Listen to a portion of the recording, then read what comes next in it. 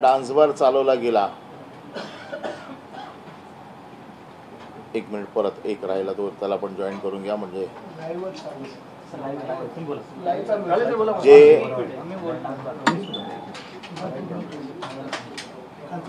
Licence परवाना परत केला याचा अर्थ त्याच्यातनं त्यांची सुटका होत नाही। परवाना परत केला याचा अर्थ त्यांनी हे मान्य केलेलं आहे की माझ्या डान्स बार माझ्याकडे अवैध काम चालू होतं। जर अवैध काम चालू नसेल तर परवाना परत करायचं कारण काय होतं? कारण सुरुवातीपासून ते सांगत होते की माझ्याकडे ऑर्केस्ट्रा चालतो आणि त्याचा परवाना माझ्याकडे आहे। जर ते व्यवस्थित नैतिकतेला आधारे जर त्यांचं काम चालू होतं, अजूनही पोलिसांचा तपास चालू आहे, तपास पूर्ण झालेला नाही, त्याच्या अगोदरच चोराने आपला चोरीचा माल पोलिसांना परत दिला आहे आणि सांगितलं आहे की माझी ह्याच्यातनं सुटका करा, मी चोरीचा माल परत दिलेला आहे। कायद्याप्रमाणे गुन्हा घडलेला आहे। गुन्ह्यामध्ये सिद्ध होत आहे की ज्या गोष्टी महाराष्ट्रात बंदी घातलेल्या आहेत आणि ज्या बंदीची जबाबदारी गृहराज्यमंत्र्यावर आहे, त्याच गोष्टी गृहराज्यमंत्र्याच्या घरात आज चालू आहे। याच्यातनं गृहराज्यमंत्र्याची सुटका होऊ शकत नाही। परवाना परत केला किंवा परवाना रद्द केला म्हणजे या अवैध गोष्टीतनं त्यांची सुटका होत नाही। सावली बार अँड रेस्टॉरंटचा परवाना हा बार अँड रेस्टॉरंट चालवण्यासाठी दिला होता, तिथे डान्स बार चालवण्यासाठी दिला नव्हता, तिथे अवैध धंदे करण्यासाठी दिला नव्हता, तिकडे वेश्या व्यवसायासाठी दिला नव्हता, तिथे पिकअप पॉईंटसाठी दिलेला नव्हता। बाकीच्या गोष्टी अजून सिद्ध व्हायच्या आहेत, पण तिथे डान्स बार चालत होता हे पोलिसांनी मारलेल्या आत्तापर्यंतच्या 4 छाप्यांमध्ये एकदा छापा पडलेला नाही। 2023 मध्ये 3 वेळा छापे पडलेत आणि 2025 मध्ये एकदा छापा पडला। मी काल स्वतः पोलिसांना भेटलो आणि पोलिसांना हे विचारलं की पोलिसांनी आतापर्यंत याच्यावरती काय कारवाई केली। ज्या वेळेला काल मी पोलिसांकडे गेलो त्यावेळेला आज त्यांनी परवाना परत केलेला आहे। म्हणजे मी परत प्रश्न विचारतोय, या चोरीचं झालं काय? तर आज चोर उठून गेलेले आहेत की हा चोरीचा मुद्देमाल परत करतोय, आमची सुटका करा। असं होणार नाही। गृहराज्यमंत्री ज्याच्यावरती महाराष्ट्र राज्याची कायदा सुव्यवस्था ज्यांच्या हातात आहेत तेच आज कायदा सुव्यवस्था पायदळीत तुडवत आहेत। म्हणजे चोरच भक्षक झालेले आहेत, ज्यांच्यावर जबाबदारी आहे। एका बाजूला म्हणायचं की लाडकी बहीण योजना, बहिणीचा मान सन्मान, आणि दुसऱ्या बाजूला आया बहिणींना बारमध्ये नाचवायचं, ही नैतिकता नाही। महाराष्ट्रासाठी ही शर्मेची गोष्ट आहे।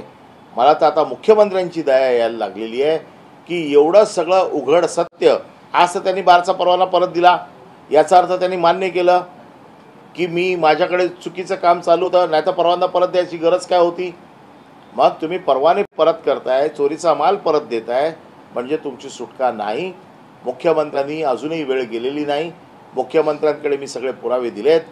काल देखील मी काय कारवाई केली, याच्यापूर्वी देखील 3 वेळा छापे पडलेत, परवाना धारकावरती कुठली कारवाई झालेली नाही। बाकीच्या वेळेला ज्या वेळेला अशा प्रकारची डान्स बारवरती रेड पडते त्यावेळेला परवाना धारकावर पण कारवाई होते। ही कारवाई ह्यांच्यावर का होत नाही? राजकीय दबावाखाली पोलीस आहेत आणि म्हणून यांच्यावरती मुख्यमंत्र्यांनी ताबडतोब कारवाई करावी, यांचा राजीनामा घ्यावा, बारचा परवाना परत दिला। आता काल कृषी मंत्र्यांचं खातं बदललं, खातं बदलून चालणार नाही, त्यांनाच बदलले पाहिजे, त्यांना तिथून काढलंच पाहिजे। तसंच योगेश कदम यांचा राजीनामा मुख्यमंत्र्यांनी घेतलाच पाहिजे। त्याचं कारण असं आहे, नाहीतर तुम्ही हतबल आहात हे चित्र महाराष्ट्रात जाईल आणि मुख्यमंत्र्यांनी हतबल असू नये। मुख्यमंत्री हतबल झाले तर महाराष्ट्र देखील हतबल होईल आणि म्हणून मुख्यमंत्र्यांनी आपला कणखरपणा दाखवून या मंत्र्यांचे राजीनामे घेतलेच पाहिजे। केवळ ऑर्केस्ट्राचा परवाना परत केलेला आहे, परंतु रेस्टो बार आणि जे बार आहे ते मात्र सुरू राहणार आहे. परंतु अद्याप जरी त्या सेफ्टीसोबतचा कारनामा संपुष्टात आणला असला तरी जी बारचा परवाना मात्र सुरू राहणार. परत मी सांगतो, हा परवाना रेस्टॉरंट आणि बार याच्यासाठी दिला होता. ऑर्केस्ट्राचा परवाना यांनी जर घेतला असेल आणि तो परवाना दिला असेल तर ऑर्केस्ट्राच्या परवान्याच्या नावाखाली तिथे डान्स बार चालू होता हे सिद्ध झालेलं आहे. डान्स बार तिथे होता हे सिद्ध झालेलं आहे. जो महाराष्ट्रात बंदी आहे, अनैतिक प्रकार म्हणून त्याला ओळखलं जातं आणि तिथे अश्लील हावभाव करत, अश्लील नृत्य करत मुली सापडलेल्या आहेत, गिरायकं सापडलेली आहेत, पैसे सापडलेले आहेत, त्याची व्हिडिओ फुटेज पोलिसांनी काढलेली आहेत. तुम्हाला जर ऑर्केस्ट्राचं परमिशन होतं तर तुम्हाला तिथे डान्स बार चालवायला परवानगी कोणी दिली होती? म्हणजे आम्ही मंत्री आहोत, आम्ही आमदार आहोत, आम्हाला कोणी विचारू शकत नाही? गृहमंत्रीपदाची जबाबदारी आमच्या घरात आहे, आम्हाला कोणी विचारू शकत नाही? हा जो काय माज आहे, हा माज उतरणं गरजेचं आहे. आणि त्यामुळे डान्स बारचा परवाना नसताना, त्याला परवानगी नसताना ऑर्केस्ट्राच्या नावाखाली जो काय धांगडधिंगा चालू होता आणि महाराष्ट्राच्या गृहराज्यमंत्र्याच्या घरात चालू होता. बघा, प्रश्न सर्वसाधारण माणसाने गुन्हा केला असता, त्याचं लायसन्स जप्त केलं असतं, त्याला शिक्षा केली असती, समजण्यासारखी गोष्ट आहे. पण ज्यांच्यावरती जबाबदारी आहे कायदा सुव्यवस्था सांभाळायची, ज्यांच्यावरती जबाबदारी आहे अनैतिक गोष्टींना प्रतिबंध करायची, हेच लोक अनैतिक गोष्ट करतायत कारण त्यांना असं वाटतं की आम्हाला कोण विचारणारं नाही आहे. आणि म्हणून आमचं मत असं आहे की गृहराज्यमंत्र्याचा राजीनामा हेच त्याचं उत्तर आहे. इतर बारवर छापे पडल्या, डान्स बारवर छापे पडल्यानंतर काय कारवाई केली जाते आणि आता सावली बारला कुठली सवलत दिली जाते? इतर डान्स बारवरती छापा पडल्यावरती त्यांच्यावरती वेगवेगळ्या कलमांतर्गत गुन्हा केला दाखवतात. जो नोकरनामा भरून दिलेला असतो, या नोकरनाम्याच्या अनुषंगाने हॉटेलचा मालक, हॉटेलचा मॅनेजर, तिकडे सापडलेले लोक, या सगळ्यांवरती कारवाई केली जाते. आणि त्याचबरोबर ज्याच्या नावाने परवाना आहे त्याच्यावर देखील कारवाई केली जाते. या चारही रेडमध्ये ज्यांच्या नावाने परवाना आहे त्यांच्यावरती आत्तापर्यंत कुठली कारवाई झाली नाही. म्हणून मी काल पोलीस स्टेशनला पत्र दिलेलं आहे की ज्यांच्या नावाने परवाना आहे, बाकीच्यांना, सर्वसाधारण माणसाला जो न्याय तुम्ही लावता तोच न्याय यांना देखील लागला पाहिजे. परवानाधारकांवरती कारवाई झालीच पाहिजे. कृषी मंत्री माणिकराव कोकाटे यांचं खातं बदलण्यात आलेलं आहे. ही कारवाई जी केलेली आहे ती योग्य आहे का? आणखी त्यांचं मोठी कारवाई करणं आवश्यक होतं का? आणि तशीच कारवाई इतर पक्षांच्या मंत्र्यांना जे वादग्रस्त आहेत त्यांच्यावरती किती आवश्यक? आमचं म्हणणं असं आहे, कलंकित मंत्री जेवढे आहेत, मग त्याच्यामध्ये संजय शिरसाट आहेत, योगेश कदम आहेत, कोकाटे आहेत, त्यामध्ये संजय राठोड आहेत, या ज्यांच्यावरती अशा प्रकारचे आरोप आलेले आहेत, जे डागी झालेले आहेत, जे वाचाळवीर आहेत, अशा सगळ्या मंत्र्यांवरती राजीनाम्याची कारवाई झाली पाहिजे, ही आमची मागणी आहे विरोधक म्हणून. राहिला प्रश्न, काल कोकाटेंचं खातं बदललं आहे म्हणजे पुन्हा त्यांना एक प्रकारे सूटच दिलेली आहे की तुम्ही काही करा. आता कोकाटेंना दिलंय कुठलं खातं? क्रीडा मंत्री. क्रीडा मंत्र्याचा आदर्श घेऊन मुलं क्रीडापटू बनतात. कोकाटेंच्या रमीचा आदर्श घेऊन तुम्ही जुगारी बनवणार आहात का? एक तर क्रीडा म्हणजे मला वाटतं अजूनही रमी हा ऑलिम्पिकमध्ये आलेला नाही आहे की क्रीडा मंत्र्यांचा आदर्श घेऊन तुम्ही अजून काही क्रीडापटू तयार कराल. कोकाटेंना रमी खेळताना, म्हणजे ते कदाचित रमीचे एक्सपर्ट असतील, म्हणजे काय ते भविष्यामध्ये महाराष्ट्रासाठी रमीपटू तयार करणार आहेत का? आणि असे रमीपटू तयार करणारे मंत्री महाराष्ट्राला नको आहेत. महाराष्ट्राला चांगले, ज्यांना क्रीडा विश्वातलं काहीतरी कळतं, ज्यांच्या माध्यमातून महाराष्ट्र क्रीडा क्षेत्रात भरीव कामगिरी करू शकेल, असे मंत्री महाराष्ट्राला हवेत. ही फक्त ॲडजस्टमेंट केलेली आहे आणि ही ॲडजस्टमेंट महाराष्ट्राला मान्य नाही. जो माणूस क्रीडा म्हणजे रमी खेळतोय, रमी हा जुगाराचा प्रकार आहे. पुन्हा जुगार हा अनैतिक प्रकारामध्ये बसतो. पुन्हा जुगार याला निर्बंध आहेत महाराष्ट्रामध्ये. आता त्यांच्यावर पण खरं जुगाराचे कलम लागायला पाहिजे होती. पण लागणार नाहीत, कारण सगळ्यांना वाचवायचंच ठरवलं आहे महाराष्ट्र सरकारने.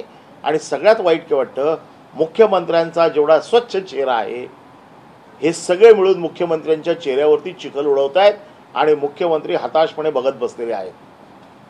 माणिकराव कोकाटेंना युवक कल्याण विभाग देखील देण्यात आलेला आहे. युवकांना प्रोत्साहन, रमी कशी खेळावी, म्हणजे जिथे मिळेल तिथे खेळावी. म्हणजे अगदी विधानसभेत जरी तुम्ही भविष्यात गेलात तर तिकडे देखील रमी कशी खेळावी याचा आदर्श कोकाटेंनी दिलेला आहे. आणि आज या आदर्शवादी मंत्री या महाराष्ट्राचं काय भलं करतील हा महाराष्ट्राच्या जनतेने विचार करायला पाहिजे.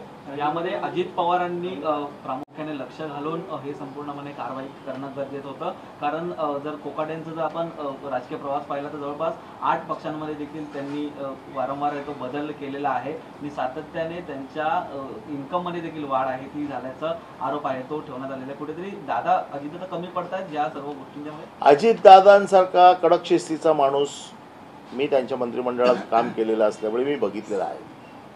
परंतु आता मला असं वाटतं की सरकारच हतबल झालेलं आहे. प्रत्येकाला असं वाटतंय की कोणावरती कारवाई झाली नाही, सगळे आम्हाला सोडून जातील का, आणि सोडून गेले तर आमची काय अवस्था होईल. म्हणून नाईलाजास्तव यांना सांभाळण्याचं काम हे तिन्ही पक्ष करत आहेत. एकमेकाकडे बोटं दाखवत आहेत. ती आपल्याकडे एक ॲडव्हर्टाइजमेंट आहे, बरा तेरी कमीज मेरे कमीज से सफेद कैसे. आता तसं भला तेरी कमीज मेरे कमीज से गंदी कैसी, अशा प्रकारच्या टॅगलाईनच्या ॲडमध्ये या सगळ्यांना घ्यावं लागेल. त्याचं कारण असं आहे की प्रत्येक डागी दुसऱ्याकडे बोट दाखवतोय, त्याच्यावर कारवाई झाली तर मग माझ्यावर कारवाई करा.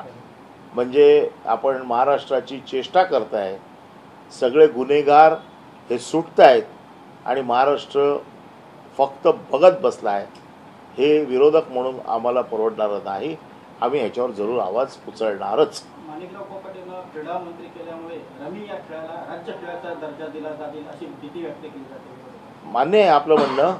कदाचित रमी हा खेळ ऑलिम्पिकमध्ये जावा अशी मागणी माणिकराव कोकाटेंकडनं येऊ शकते आणि ऑलिम्पिकमध्ये जाण्यासाठी ते प्रयत्न करू शकतात, कारण ते त्याच्यातले तज्ज्ञ झालेले आहेत. त्याच्यावर आता शिवसेना पक्षाने चिन्ह प्रकरणात तात्काळ सुनावणी घेण्यास सर्वोच्च न्यायालयाने नकार दिलेला असल्याची बातम्या आता समोर येते. बघा दुहेरी कसं आहे, कालच सरन्यायाधीशांनी तेलंगणाच्या प्रकरणामध्ये अपात्रतेचा विषय आणि हे जे फुटीर गद्दार जे असतात यांच्या बाबतीमध्ये अतिशय स्पष्ट जजमेंट दिलेलं आहे.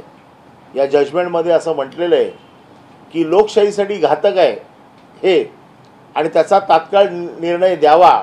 आपण कसा हा विषय पेंडिंग ठेवू शकता, 90 दिवसात याचे आदेश देण्याचे आदेश दिलेले आहेत की याच्यावरती निर्णय घेण्याचे आदेश हे सरन्यायाधीशांनी एका बाजूला दिलेत आणि दुसऱ्या बाजूला सुप्रीम कोर्ट म्हणत आहे की पक्ष आणि चिन्ह जे चोरलं गेलं आहे त्याच्या बाबतीत ताबडतोब निर्णय घेण्याची गरज नाही. मला कळत नाही, न्यायदेवतेकडे आम्ही हातबोलून उभे आहोत, बघतोय की न्यायदेवता कधी न्याय देईल. परंतु एकंदर परिस्थिती बघता न्यायदेवतेकडनं अपेक्षा आता हळूहळू दुरस होत चाललेली आहे. पण ज्या पद्धतीने आपण राज्यपालांची भेट घेतली, त्यानंतर मुख्यमंत्र्यांच्या देखील भेटीला गेलेलात, ही कारवाई म्हटली जाते की खाते बदल केले, ही त्यांच्यावरती कारवाई केली गेली.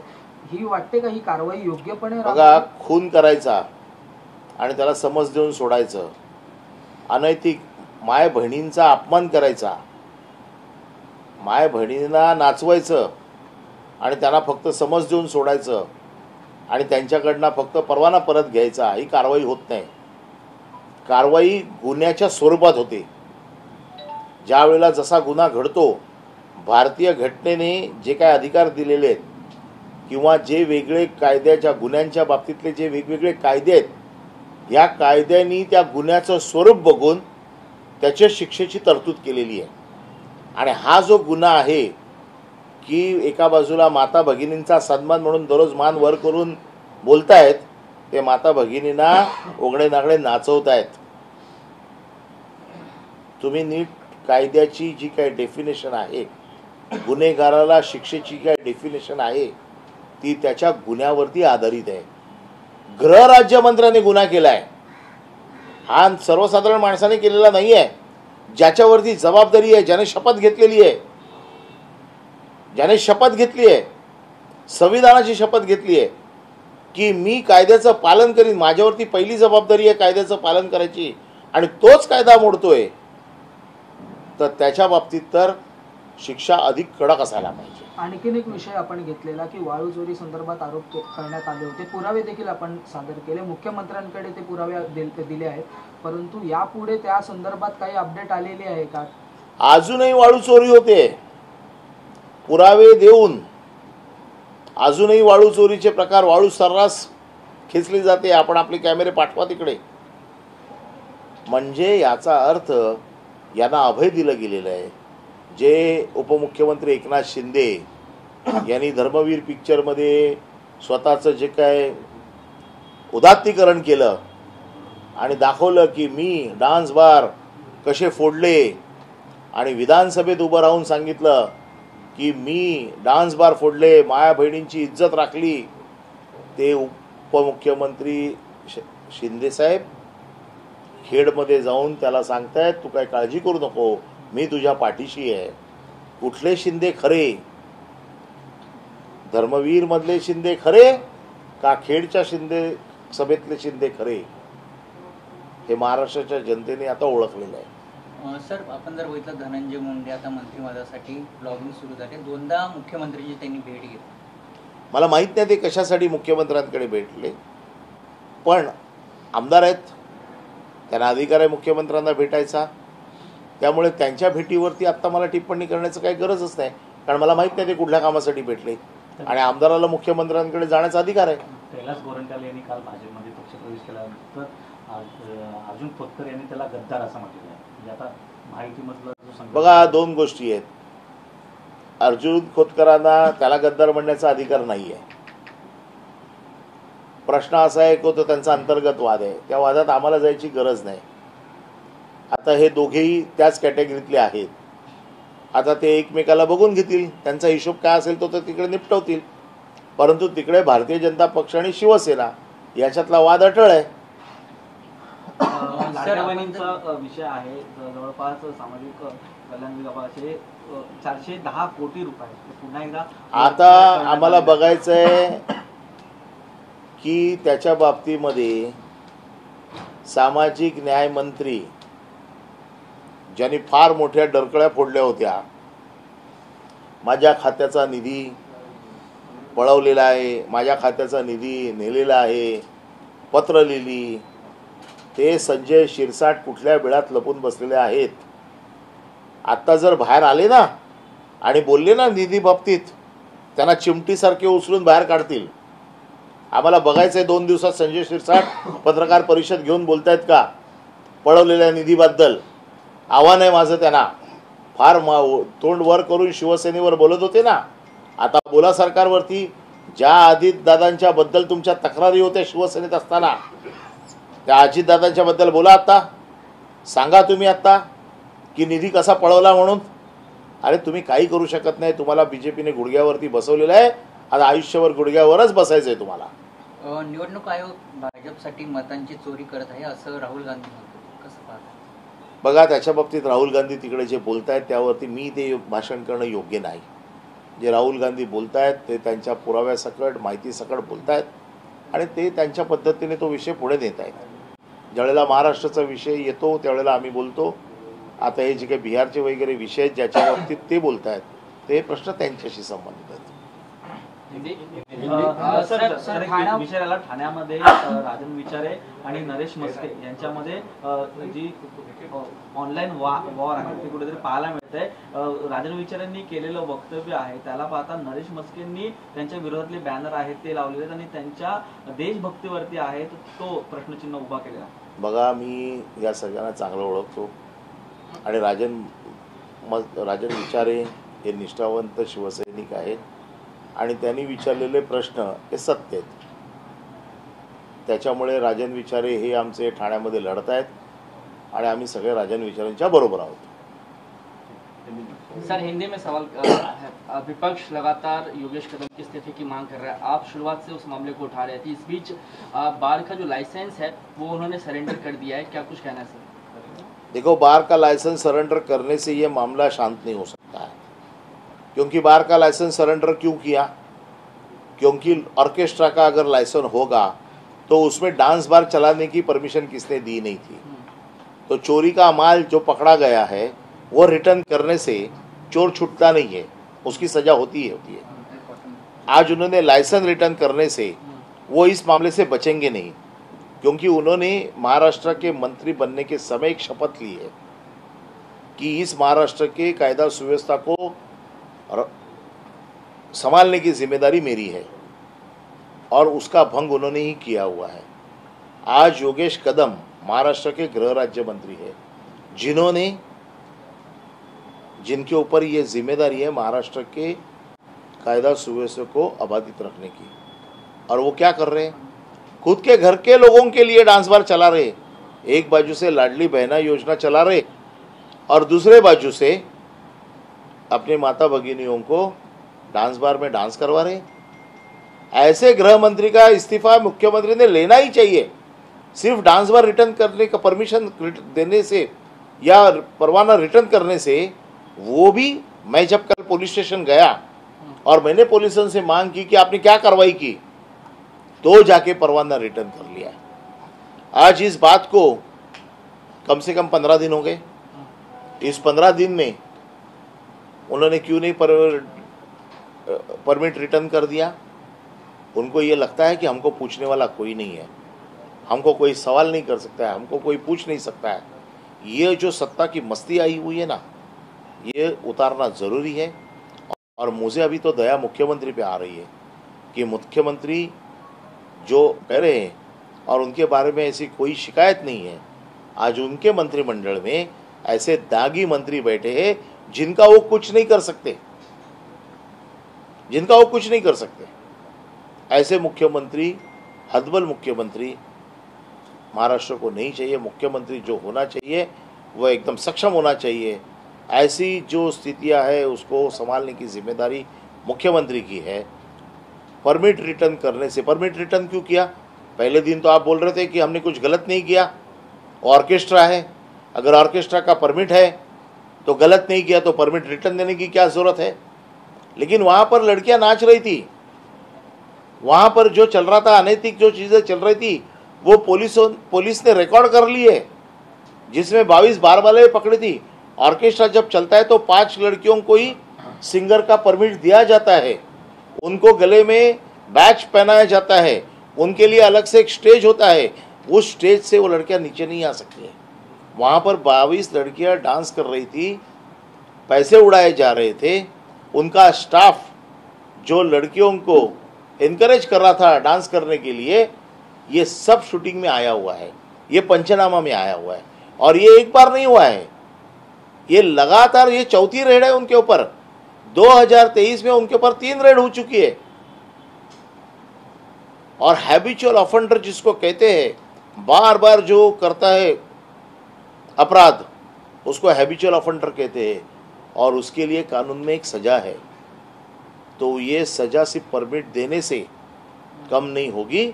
मुख्यमंत्री ने इनका रेजिग्नेशन लेना ही चाहिए। माणिकराव कोकाटे पर जो कथित तौर पे कार्रवाई हुई है, क्या आप उससे संतुष्ट हैं?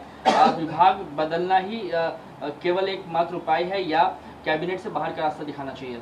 उनको, हमने तो सभी दागी मंत्रियों को कैबिनेट से बाहर रास्ता दिखाने की मांग की है। माणिकराव कोकाटे रमी खेलते हुए पकड़े गए, वो भी विधान परिषद में, जहाँ पर ये लोकशाही का सर्वोच्च मंदिर है। कल आप मंदिर में जाके जुआ खेलते बैठोगे तो वो मंजूर नहीं है महाराष्ट्र की जनता को। ये विधान परिषद में रमी खेल रहे थे, तो उनको सिर्फ उनका पोर्टफोलियो बदलने से उनकी छुटकारा नहीं हो सकती है। इनको क्रीड़ा मंत्री बनाया गया है। जैसे अभी पूछा कि क्रीड़ा मंत्री एक आदर्श क्रीड़ा मंत्री होता है, जिसको देख के बच्चे क्रीड़ा क्षेत्र में प्रभावित होते हैं और कुछ अच्छा परफॉर्मेंस बताते हैं। इनको देख के क्या बच्चे रमी सीखेंगे? इनको देख के क्या महाराष्ट्र के रमी वीर तैयार होंगे? और ये महाराष्ट्र का खेल जो है, जो माणिकराव कोकाटे शायद मांग कर सकते कि इसको ओलंपिक में ले लो करके। तो मुझे ऐसे लगता है कि जिनका आदर्श होता है वही मंत्रिमंडल में होने चाहिए। ऐसे लोगों को घर का रास्ता ही बताना चाहिए। अजीत सर, पवार मालेगांव केस में कल फैसला आया, कोर्ट ने जो एक्यूज थे जिनके ऊपर मामला चल रहे थे उन सभी को बरी किया है। 2006 में भी जो घटना हुई थी बॉम्ब ब्लास्ट में, उसमें भी इसी तरीके का निष्कर्ष जो है वो सामने आया है। कैसे देखते हैं इस पूरे कोर्ट प्रोसीडिंग को? दूसरी तरफ एटीएस के पूर्व अधिकारी उन्होंने कहा है कि आरएसएस के जो चीफ है मोहन भागवत, उनको भी इसमें अरेस्ट करने के लिए मुझ अरेस्ट पर करने की दबाव मांग की गई थी। दबाव देखो, मेरा यही कहना है सर समझ कि कोई भी चीज़ों में राजनीति नहीं होनी चाहिए। ये दोनों भी केसेस जो है, ये दोनों को केसेस में सभी लोग बरी हो चुके हैं। तो ये केसेस को चलाने की जिम्मेदारी, आरोपी को सज़ा देने की जिम्मेदारी ये गवर्नमेंट पे और पुलिस पे होती है कि उसको ठीक ढंग से उसकी जांच हो जाए, ठीक ढंग से उसकी चार्जशीट बने, ठीक ढंग से उसके जो एविडेंस है वो कोर्ट में प्रोड्यूस करे, ठीक ढंग से उसको आर्ग्यूमेंट करके कन्विक्शन दिलाए। ये काम पब्लिक सॉलिसिटर का होता है। तो ये काम और पुलिस की तपास, इसको सही ढंग से देखना चाहिए। कौन से ग्राउंड पे इनको बरी किया है वो देखना चाहिए, और वो देख के दोनों केस में गवर्नमेंट में इसको स्क्रूटिनाइज करके इसके ऊपर निर्णय लेना चाहिए। सर, वैसे, महायुति सरकार में सर अब तक 2 जो हैं वो इस्तीफे लिए गए। दोनों इस्तीफे एनसीपी अजित पवार गुट की तरफ से, जो पहले मुंडे उसके बाद माणिकराव कोकाटे। तो ऐसे में क्या अब एकनाथ शिंदे पर दबाव बढ़ रहा है, क्योंकि उनके जो मंत्री हैं उनके वजह से भी मुख्यमंत्री की जो इमेज है वो धूमिल हो रही है? क्या हो गया है, सफ़ेद पूरा शर्ट डाल के मुख्यमंत्री बीच में बैठे हैं और बाजू में 2 जो बैठे हैं उनके ऊपर कीचड़ उछाला गया है। अब वो एक दूसरे का कीचड़ बता रहे हैं कि उनके पहले रेजिग्नेशन ले लो, इनके पहले रेजिग्नेशन ले लो। मतलब गुनाह तो सभी ने किया हुआ है। मुख्यमंत्री डर रहे हैं कि अगर मैंने कार्रवाई की तो शायद कल मेरा, ये लोग ने अगर समर्थन निकाल के लिया तो मेरा क्या होगा, ये शायद डर उनके मन में होगा। और उन्होंने ही उनको पनाह दी थी, उनको मालूम थे ये सब लोग कैसे हैं। जिस भारतीय जनता पक्ष ने कहा गए वो किरीट सोमैया, जो किरीट सोमैया जोर जोर से चिल्ला रहे थे, अब उनकी हिम्मत है क्या इनके ऊपर बोलने की? ये दागी मंत्रियों पे, उनको तो घर पे बिठा दिया है। जैसे ही गवर्नमेंट आ गया, आज ये दागी मंत्री जो है जिनके ऊपर उन्होंने आरोप लगाए थे, आज किरीट सोमैया कहां पर है? हम तो चाहते हैं वो आए, जिस तरह से हमारे खिलाफ चिल्ला रहे थे ना, उस तरह से अभी चिल्लाना चाहिए। नहीं तो लोगों को ये पता चलेगा कि वो एजेंट का काम कर रहे थे। शिवसेना की भाषा में मैं गलत शब्द इस्तेमाल कर सकता हूँ, लेकिन लोगों की भाषा में ये समझ में आ रहा है वो कौन सा काम कर रहे थे। वो सुपारी का काम कर रहे थे। सिर्फ लोगों के ऊपर आरोप करो और उनको भारतीय जनता पक्ष में ले आओ। सर, हिंदी में एक अंतिम एकनाथ सवाल। शिंदे ने जिस तरीके से कहा था कि लाडली बहन योजना में किसी भी लोगों को निकाला नहीं जाएगा, अनेक भाषणों में वो लगातार कहते हैं कि लाडली बहन का ये खिताब मिलना सबसे बड़ी बात है। लेकिन जिस तरीके से न्याय विभाग द्वारा जो है लगातार महिलाओं को जो कम किया जा रहा है, उसमें से 2100 रुपये देने का वादा किया गया था, लेकिन उसको कम करके 1500 रुपये दिए। देखो, मैं अभी फिर से कह रहा हूँ कि लाडली बहन योजना इन्होंने बहुत जोर शोर से चलाई, गवर्नमेंट आई उसके ऊपर। आज जिस तरह से लाडली बहन योजना का अपमान हो रहा है, जिस तरह से उसको स्क्रूटिनी में डाला है, जिस तरह से लोगों को निकाला जा रहा है, जिस तरह से लड़कों और लाडली बहनों को जिस तरह से उनके हक से बाजू निकाला जा रहा है। अभी तो पता चला है कि उसमें जेंट्स भी थे। तो किसने स्क्रूटिनी की? कौन सी एजेंसी थी? सिर्फ वोट खरीदने के लिए पैसे दिए थे क्या? आज तुम्हारा काम हो गया तो लाडली बहना को बाहर निकालने का काम चल रहा है। और जो एकनाथ शिंदे जोर जोर से बोल रहे थे मैं मेरी बहनों का अपमान होने नहीं दूंगा, आज उनके खाते के पैसे कम हो रहे। सामाजिक न्याय मंत्री संजय सिरसाट कहां पर है? आज उनकी हिम्मत है सामने आके बोलने की कि मेरे खाते के पैसे कम क्यों किए? जिस अजित पवार को लेके वो हमारे शिवसेना में थे उस वक्त चिल्ला रहे थे, आज उनकी हिम्मत है बोलने की। कल एक सिर्फ लेटर लिखा तो उनको डांट पड़ी। इनकी किसी की आज हिम्मत नहीं है। ये सब डरे हुए लोग हैं। संजय शिरसाट तो कोई बिल में छुपा है मुझे मालूम नहीं। सामने आओ, बोलो कि मेरे खाते के पैसे क्यों निकाले। सर एक सवाल ये है, मालेगांव सर बम ब्लास्ट में आरोपी को बरी की जाने के बाद देवेंद्र फडणवीस ये कहते हैं कि आतंकवाद जो है वो भगवा। मेरा तो पहले दिन से ये कहना है, कोई आतंकवाद भगवा नहीं होता है, कोई आतंकवाद हरा नहीं होता है, कोई आतंकवाद पीला नहीं होता है, आतंकवाद को कलर नहीं होता है। आतंकवाद आतंकवाद है, फिर वो किसी ने भी किया हो, हिंदू ने किया हो, मुसलमान ने किया हो, क्रिश्चियन ने किया हो, सिख ने किया हो, किसी ने भी किया हो, आतंकवाद आतंकवाद होता है। उसको कोई धर्म नहीं होता है और ऐसे कोई नाम से कोई आतंकवाद चलता नहीं है। लेकिन सर, उसके एक- पृथ्वीराज चव्हाण ने बोला है कि ये भगवा दहशतवाद नहीं है लेकिन सनातनी दहशतवाद है। देखो, मैं फिर से कह रहा हूँ कि हम आतंकवाद को सिर्फ आतंकवाद कहते हैं, बाकी हम जानते नहीं हैं। आतंकवादी आतंकवादी होता है, फिर वो कोई भी धर्म का हो, कोई भी जात का हो, वो आतंकवादी आतंकवादी ही होता है और उसको कड़ी से कड़ी सजा ही मिलनी चाहिए। सर, महाराष्ट्र में हुए विधानसभा चुनाव को लेकर और बिहार में होने वाले चुनाव का हवाला देते हुए राहुल गांधी ये कह रहे हैं कि वोटों की चोरी चुनाव आयोग कर रहा है, वो बीजेपी के लिए कर रहा है। महाराष्ट्र के विधानसभा चुनाव का हवाला दिया उन्होंने, और जो बिहार में एसआईआर की प्रक्रिया चल रही है उसका हवाला देते हुए कहा है। क्या कहना है? महाराष्ट्र के वोटों का अभी तक हिसाब नहीं मिल रहा है। हम बहुत दिन से ये चीज़ें मांग रहे हैं, इलेक्शन कमीशन से लगातार हम लड़ रहे हैं कि जो वोट बढ़ गए उसका हिसाब नहीं मिल रहा है। जो हमारे जितने भी पॉइंट्स महाराष्ट्र के इलेक्शन को लेके हमने दिए थे चुनाव आयोग में, आज उसका कोई सही जवाब नहीं आ रहा है। अभी बिहार की चुनाव आने वाली है, जिस तरह से महाराष्ट्र की चुनाव गड़बड़ी करके जीते उसी तरह से बिहार के भी चुनाव गड़बड़ी करके जीतने का उनका इरादा होगा। सर, ठाणे में जिस तरीके से सैटिस प्रकल्प जो है राजन विचारन ने जब वो सांसद थे उस दौरान उन्होंने लेके आया था, उसको लेकर नरेश मस्के जिस तरीके से उनके ऊपर आरोप कर रहे, देशभक्ति को लेकर उनको जो सवाल उठाए जा रहे हैं, उन्होंने दौरा भी किया और कहा कि 7 साल इतनी देरी क्यों हो गई इस ब्रिज को बनने में। उसका जवाब राजन विचारे साहब देने में समर्थ है, वो दे सकते हैं। उनको अच्छी तरह से मालूम है, वो शिवसैनिक है, वो नगर सेवक थे, वो आमदार थे, वो खासदार थे, तो सभी चीज़ें उनको ठीक ढंग से मालूम है। तो उसका जवाब वो दे रहे हैं और वो जो जवाब दे रहे हैं वो शिवसेना उनके पीछे खड़ी है। मालेगांव ब्लास्ट का इंक्वायरी करने वाले सोलापुर के एक पूर्व ATS अधिकारी हैं, उन्होंने कहा था कि उस टाइम मुझ पर एक दबाव था कि RSS चीफ मोहन भागवत को अरेस्ट करने के लिए। इस तरह से अभी देखो कौन क्या बोल रहा है, कौन क्या बोल रहा है, उसका जवाब तो मैं यहाँ से नहीं बैठ के दे सकता हूँ ना। जो दे रहा है उन्होंने ये प्रूव करना चाहिए सब।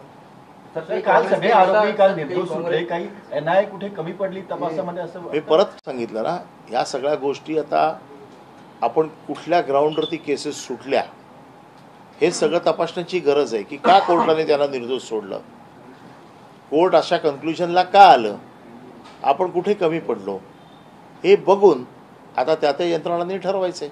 सर, देश में लॉ एंड ऑर्डर की बात हो रही है। पुणे में एक बहुत इम्पोर्टेंट घटना हुई है जहां पर एक मुस्लिम परिवार जो है, जिनके फैमिली ने जो है डिफेंस में अपने डिफेंस को सर्व किया था, उनके फैमिली में रात को 12 बजे बजरंग दल के लोग उनके साथ साथ 2 पुलिस ऑफिसर जाते हैं और उनके घर पे परिवार में औरतें बच्चे ये सारे लोग रहते हैं और उनसे आधार कार्ड मांग के वो सारी चीज़ें तोड़ देते हैं और उनको कहा जाता है कि तो आप बांग्लादेशी हो, आप यहाँ से चले जाइए।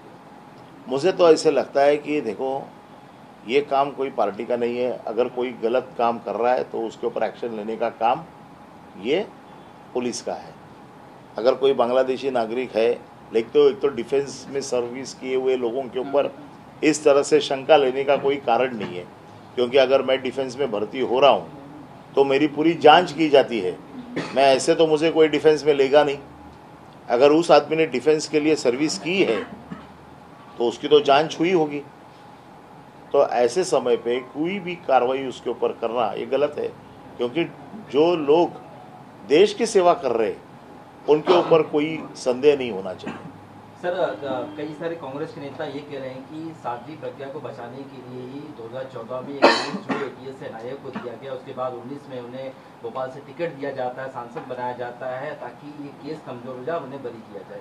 क्या लगता है सर, प्री प्लान बीजेपी? नहीं, मुझे तो इसमें देखो, इसमें मेरा कहने का, क्योंकि ये सब चीज़ें जो है वो इन्वेस्टिगेशन की थी, वो कोर्ट में प्रोड्यूस करने की थी, उसके ऊपर कोर्ट ने निर्णय लेने की थी।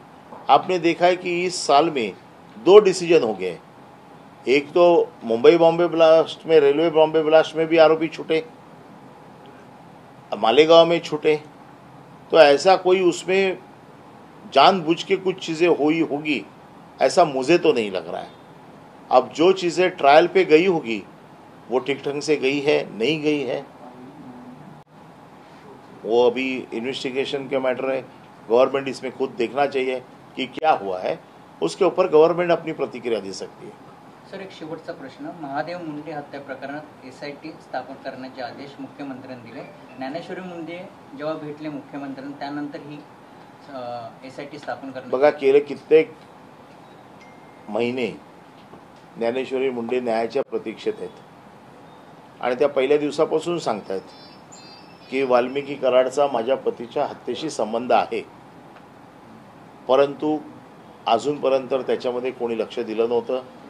पण काल त्या मुख्यमंत्र्यांना भेटल्या, मुख्यमंत्र्यांनी प्रकरण समजून घेतलं आणि त्याच्यात त्यांना न्याय मिळेल असा त्यांना विश्वास दिलेला आहे। SIT स्थापन झालेली आहे, SITच्या माध्यमातून त्यांना न्याय मिळेल अशी आम्ही अपेक्षा करतो। धन्यवाद। Thank you sir.